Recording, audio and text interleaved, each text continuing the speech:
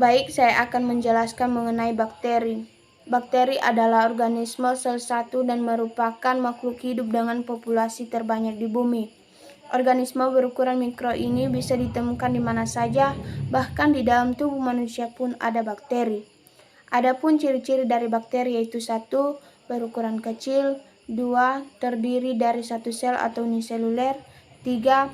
Tidak memiliki membran inti atau prokariot, 4. Ukuran tubuh berdiameter 0,1 sampai 1 mikron dengan panjang 1 sampai 20 mikron.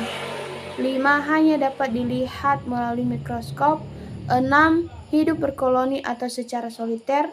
7. Bersifat kosmopolit atau berhabitat luas. 8. Memiliki dinding sel. 9. Beberapa jenis mikroorganisme ini bisa membentuk endospora pada kondisi lingkungan yang kurang menggantungkan. Adapun sifat-sifat dari bakteri yaitu 1. Bakteri bersifat uniseluler. 2. Hidup bebas dan parasit. 3. Memiliki bentuk tubuh yang beraneka ragam. 4. Memiliki ukuran tubuh yang bervariasi. Bakteri dapat dibagi menjadi 2 yaitu bakteri gram positif dan bakteri gram negatif. Adapun bentuk-bentuk dari bakteri yaitu 1. Kokus atau bulat, Bacillus atau batang, Spirillum atau spiral. Bakteri yang menguntungkan dalam dunia farmasi sebagai penghasil antibiotik. Yang pertama yaitu adalah Streptomyces griseus sebagai penghasil streptomycin. Yang kedua itu adalah Streptomyces fradiae sebagai penghasil fradiasin atau neomycin. Yang ketiga adalah Streptomyces venezuela sebagai penghasil chloromycetin. Yang keempat itu adalah Bacillus polymixa sebagai penghasil polymyxin. Kemudian yang kelima adalah Bacillus subtilis sebagai penghasil basitrasin. Yang keenam adalah Bacillus brevis sebagai penghasil terotrisin. Kemudian adalah spesies Nocardia, Bacillus dan Pseudomonas sebagai penghasil aminoglikosida. Kemudian Streptomycin sp sebagai penghasil tetrasiklin, dan yang terakhir adalah Streptomyces venezuela sebagai penghasil chloramphenicol. Bakteri menguntungkan bagi manusia. Yang pertama ada Lactobacillus acidophilus, bermanfaat untuk menurunkan kolesterol jahat dan mengatasi diare.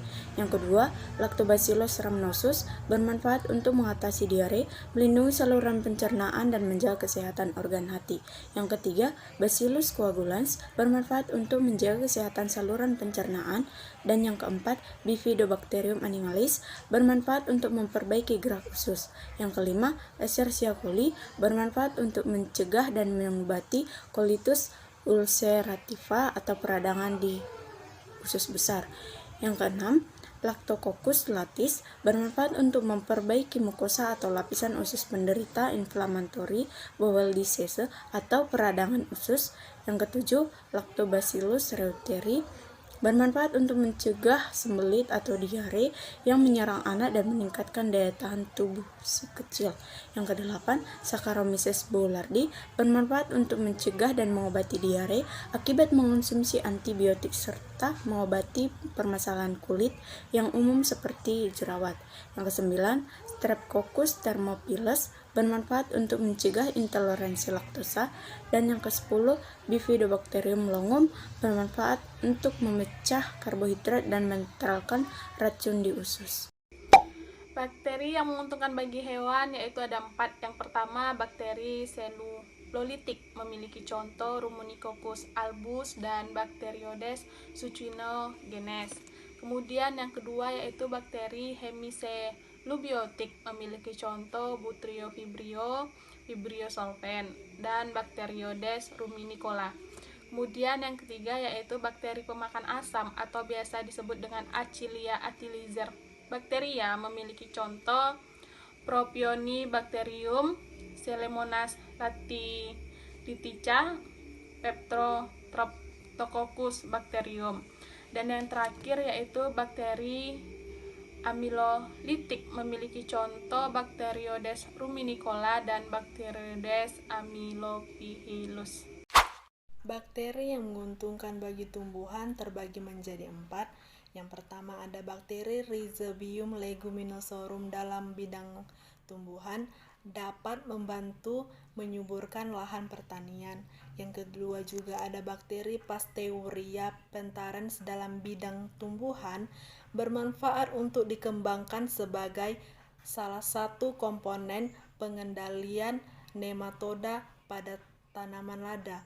Yang ketiga juga ada Bradyrhizobium japonsium dalam bidang tumbuhan, adalah bakteri penambat nitrogen yang hidup bersimbiosis dengan akar tanaman kedelai atau Glensis mites. Yang keempat ada Bacillus thuringiensis dalam bidang tumbuhan, bermanfaat untuk mengendalikan serangga hama yang menyerang tanaman, baik tanaman palawija seperti jagung dan kedelai maupun tanaman hortikultura seperti tanaman sayuran dan buah-buahan. Peran bakteri dalam bidang lingkungan, ada yang menguntungkan dan ada yang merugikan. Peran bakteri dalam bidang lingkungan yang menguntungkan yaitu sebagai dekomposer yang menguraikan bangkai dan sampah, penghasil biopestisida seperti Bacillus thuringiensis, membantu fiksasi nitrogen dan membantu meningkatkan kesuburan tanah. Dampak merugikan, Bacillus thuringiensis dapat menyebabkan kerusakan ekosistem karena bakteri ini dapat membunuh serangga-serangga yang membantu dalam proses penyerbukan pada bunga.